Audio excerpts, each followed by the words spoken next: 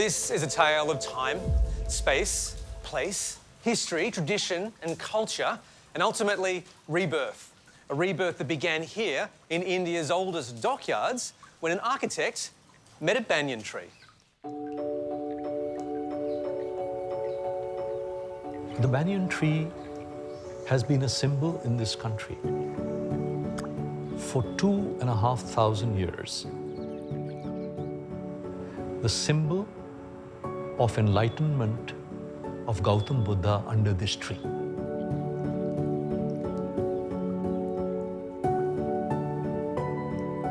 I first had an opportunity to see this place by sheer accident.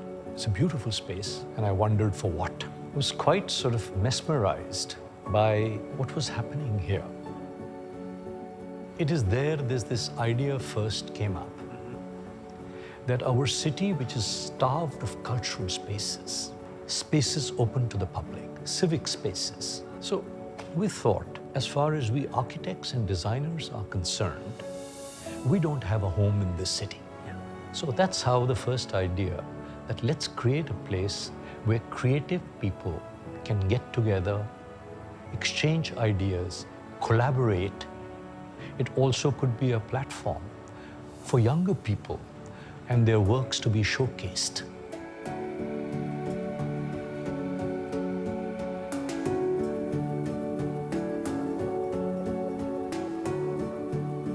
It was a fully functioning ice factory, 150 years old, which is where they manufactured the block ice. There are these giant cavities in the floor, and the gantries used to move blocks into it in these giant freezing coils. They had the cubing section, they had the cold storage section, they had spaces where they were storing the transformers and the generator sets. So I think even the nomenclature of space, the ice factory, the substation, etc., has all kind of derived from the utilitarian heritage of the space. Where you're sitting right now was actually where 40 laborers were living. Living? There was no roof here. There was a banyan tree, there was a little shed there. Yeah. And the people working in the ice factory were living here. Yeah. So it was a slum. So this had no roofing. That was the ice factory. This was open. So trying to dialogue with history, repurpose it, converse with it, bring it back into circulation, into the imagination of people, into the physical space of people, I think is fundamental to why we undertook this in the first place. Either we put history on a pedestal, you know, with a major monument or the Taj Mahal, or we crush it underfoot.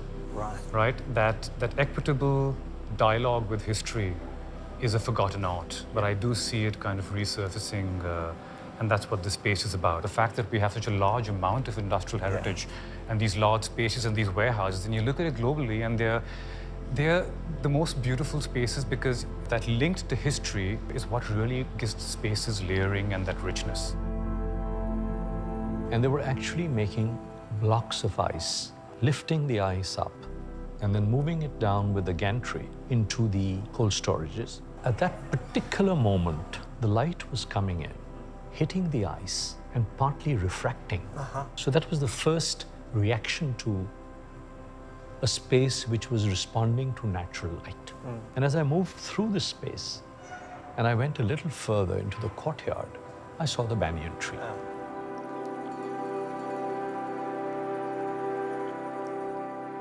Part of being an architect, right?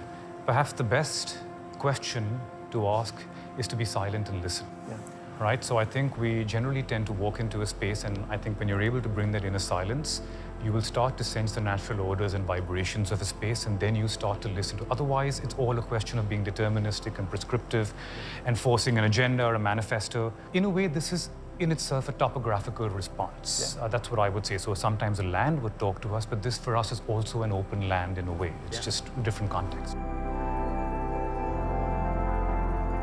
You've had an incredibly successful career as an architect. You have one of India's most well-known, well-respected architectural practices for all sorts of reasons. Won awards all over the place. So this, to me, at this stage of your career, also feels a bit like maybe there's a bit of legacy in this, a bit of giving back. More than legacy, giving back. It sounds to me like there wasn't even a choice. There was no moment where you thought, let's just knock this down and start over. One, you cannot. It comes under heritage, Okay.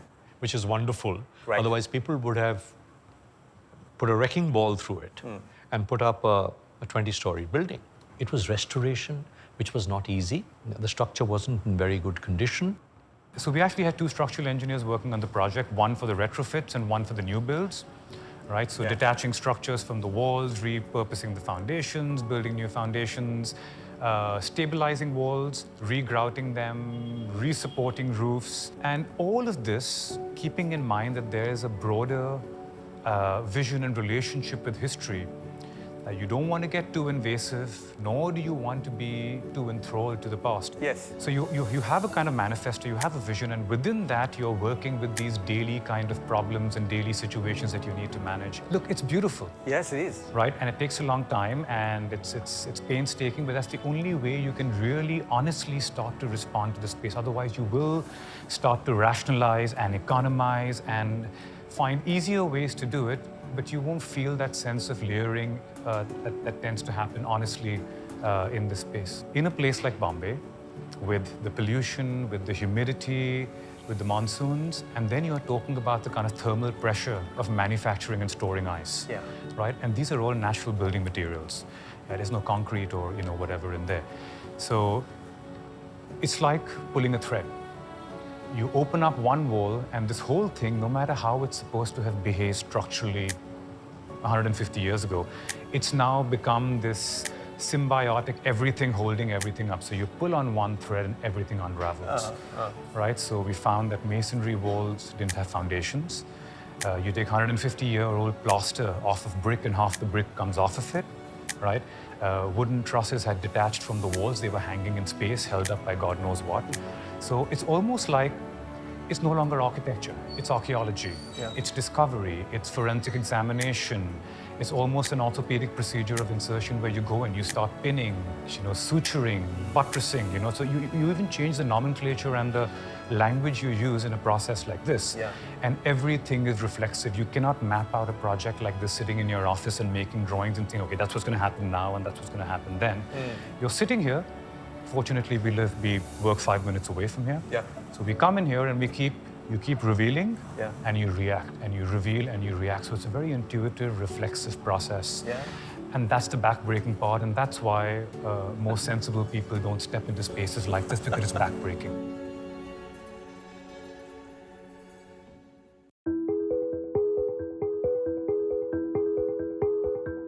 If you look at architecture, I think architecture is an embodiment of all the arts. Everything comes under that one word, under that one banner. We also felt that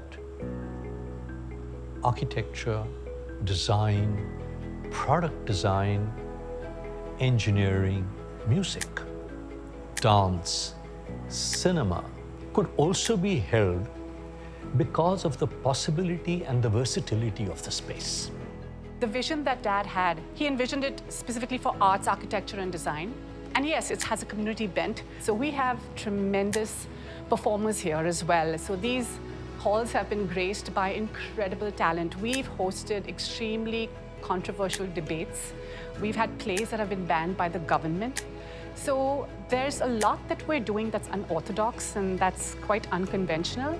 And we also have conventional brand launches, the likes of Hermes, we've had Dior, we've had Chanel. So it's essentially been a place for dialogue, for discourse, for unlearning, for conversation surrounding sustainability, innovation. Essentially, it allows you to come in here and make of it what you will. Did you feel like you were stepping into a new space? Because this isn't just about the building. You're inventing an entire cultural ecology here. Can we pull it off? It'd be a wonderful thing, not for us, but in a way, I think is giving back. What's important is that this project continues to live on, right? And so what we do right now is essentially laying the foundation for creating this corpus and for creating something that is larger than all of us, right? Because at the end of the day, Bombay needs more, India needs more, the world needs more.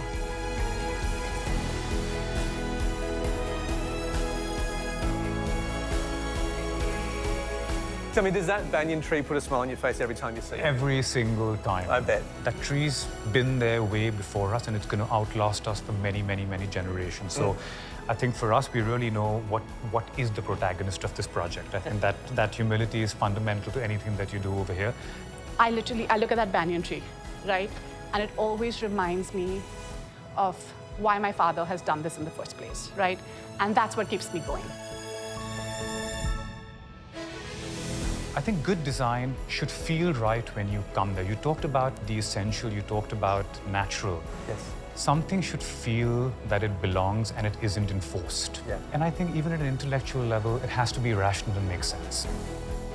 This idea that we should be able to retain, reuse, repurpose. There's an awareness now Yes. Yeah. that we can do something with these spaces. Yeah. And even though they may appear derelict, but there is so much you can transform. Clearly.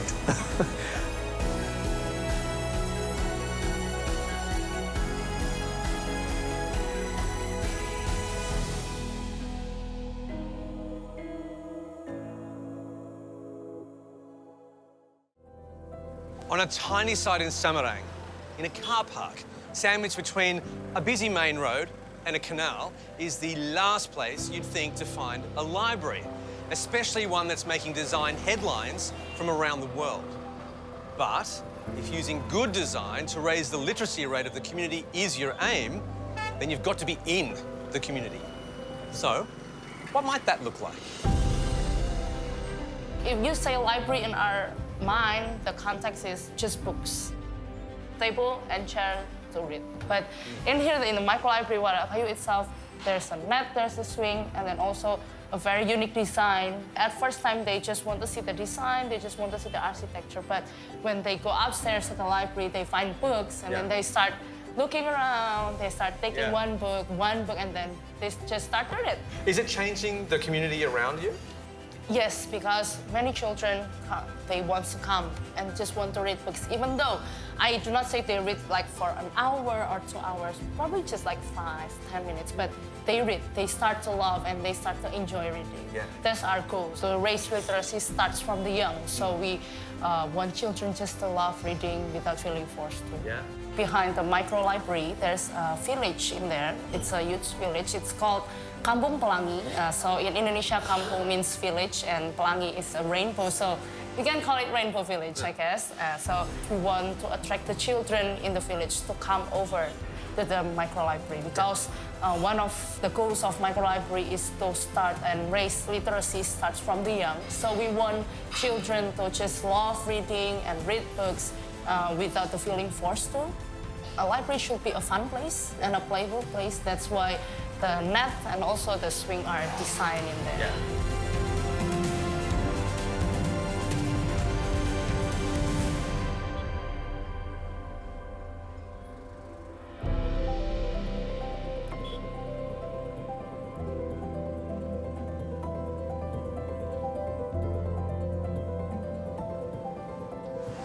I love how eco-friendly this building is and how it beautifully built. And also the architect thinking about the sustainability for this building. We know exactly that the woods does not come from just a forest that we didn't know, but the woods is certified and guaranteed that is not harming the planet. The danger of deforestation is prominent.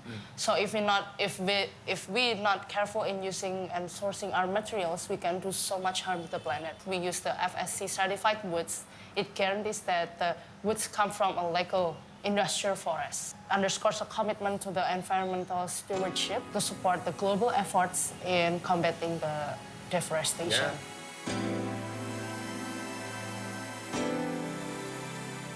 One thing that surprised me about the micro-library is that it's completely open. So the wind comes through, the noise comes in, but that's also a sustainable approach. Yes, that's no air right. conditioning. There's like a diamond shape. It's taken also from a mythical creature in Semarang. It's called Warak Ngendok.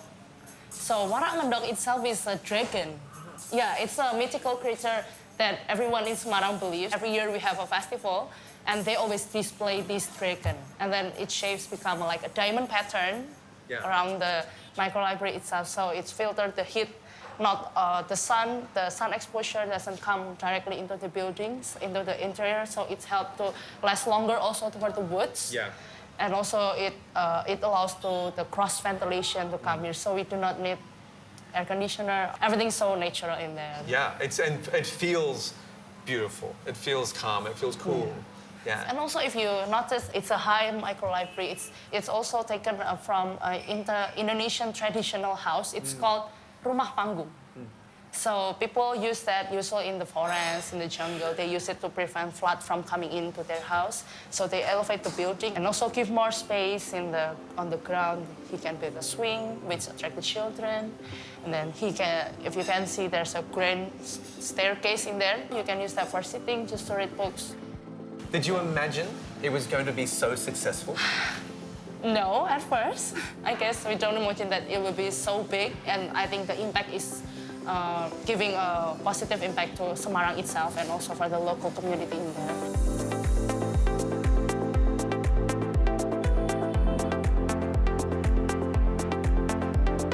What makes good design? A good design is when you can pair up with a good cause, and then where do you need the function to be really working. And if it doesn't function as how it should be, I don't think it's a good design.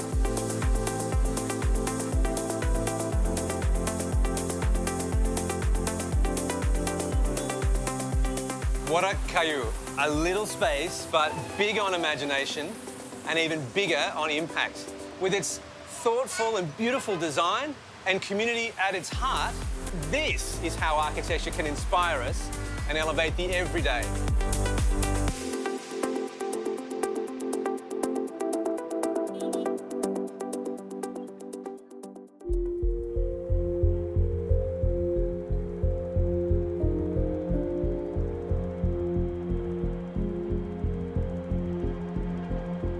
Art is everywhere, is everything. Even you want to talking about traditional or contemporary or recently art. So art is a good thing. It starts with love about the art, then it's flowing, it's just go deep inside in yourself. Then from that point, then yeah, of course, I'm sharing about the skill, the technique, the colors, the experience, the information, and etc. But of course, about love in the art at the beginning. I think I did it with love. I just feeling love. I just feeling that in my deep inside that I need this. I needed to share. I need to give education to the people about how experience about the art. The art is not about the art itself, but it's psychology, mind, and feeling, and many different things. We can playing art with easy way and fun way, and doing great art. So art have to be fun. For us, living in Indonesia is so complicated with this situation. So the art is comforting, the art is reducing, the art is therapy. That's why I like to not to push people, but to inform people that the art is fun.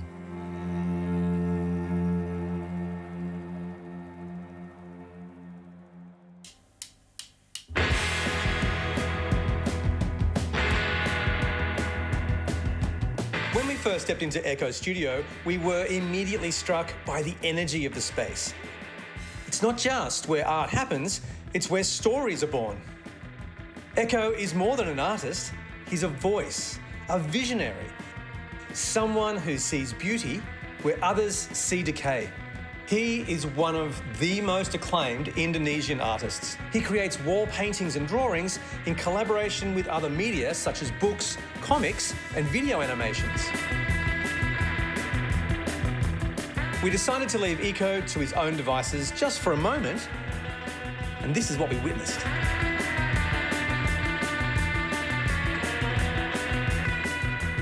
This is Eko, unfiltered, unstoppable, undeniably one for the people. Eko, this is such a beautiful place to make art. Thank you. This is very special to you, obviously. You live here, you work here.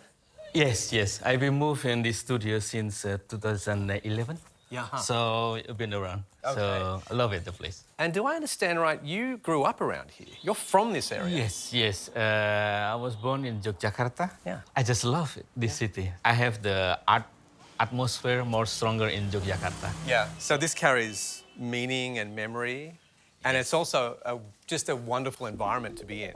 Can we see some of your art? No, please. This is my studio. Oh, look And at a small this. studio. Oh, this is incredible.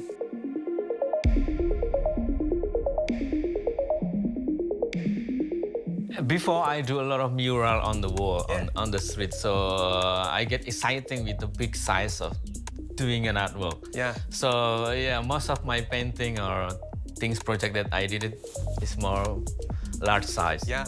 It's more expression, like especially like also the embroidery, like do the exactly painting and embroidery on top of it. You seem to have this beautiful balance of traditional textiles, embroidery, batik, Yes. with comic books and street art. Yeah. I mean, how do you think about bringing those things together? The art is fluid. Yeah. So everything can be the art as long as the artist can develop himself into, open mind. It's always start from the public. It's always start from the surrounding. I do developing my artwork with community, with the embroidery community, with the plastic waste recycle community, batik community, and developing into many different community. So in a way, your work isn't just an invitation to an audience to look at the work, it's an invitation for a community to help you Yes. create the work. Yes, and also sharing the knowledge, sharing the art education. Most of the traditional culture that we have is almost gone because it will be gone anyway if we don't care, and then we lost our identity. The art is always belong to the past. It's always living like that, and we are part of the tradition. Art in Indonesia have to be, continuous between the traditional and then the modern one or the contemporary one. Yeah. I try to combine. Yeah. And I try to engage with people. Yeah. Developing with the community. The way you're talking now, it sounds a lot more like a teacher talking to a new generation of students. Do you feel that way? Yes, I try to share back to the people. That's why I built small classes for the art. It is in the north of Jogja for small education to learning art from the beginning.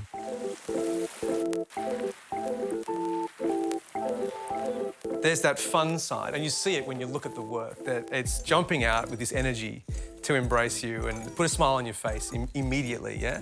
But then there's often a very clear message in there. My interesting is all about criticize. I like to absorb all the information, all the happening today as my way of thinking that the artist is belong to the time. That is always reflected on the art. And if the artist is gone, the artist exists as a documentation of the time itself. For my work, there is always text, funny text, simple text, but also visual with a lot of symbol. So I didn't directly to showing about the things going on my mind. I always have a layer like poetic way to express into visual. And but there's always story behind, and then I put on the story that people want to know. But I also open for the people to have a new interpretation about my works. If you see the splash colorful on my works, that's democracy.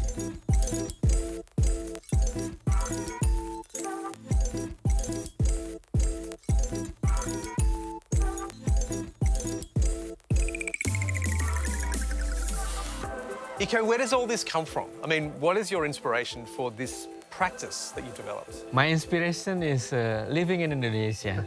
So we have to have a full of initiative and have to thinking more creatively to do something and thinking the way of doing the movement. We have to thinking by ourselves and building this. The idea is sharing back. What is giving good impact for me, because the art is giving a lot of things for me, especially visual art. And then I want to, like sharing about the experience and also the way the way of how the art can do as a therapy, as a communication, as as expressing. Thinking about the sustainable, about the environment is also, it's not only about me, but it's also about the people, about the nature itself. I mean, the environment is the ultimate beneficiary of your work, but really it's a human story you're telling. Yes, because who can continue is people. Yeah. I mean, like, who can be responsible is us. I mean, like, doing this in different way with the art, then is, is something also interesting. It's fun. Like I say, then it have to be fun and playful, but everyone happy. Yeah. Environment and the people and the art itself. What does good design look like to you? It's hard for the artist, but it's also good for the people. And it's not tendencies, because the art is fluid. It can be everything. As the art is happy doing the art, and then the people also happy, I think that's a good design. Yeah. Life without art is just no words. Yeah.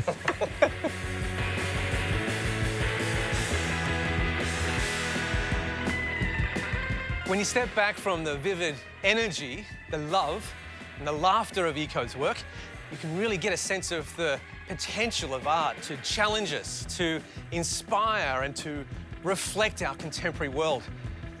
Eko Nugroho's world blurs the lines between mediums and meanings. He offers us a way to see the world around us with fresh eyes. I really saw his human spirit and the transformative power of his creativity. From Yogyakarta to the world.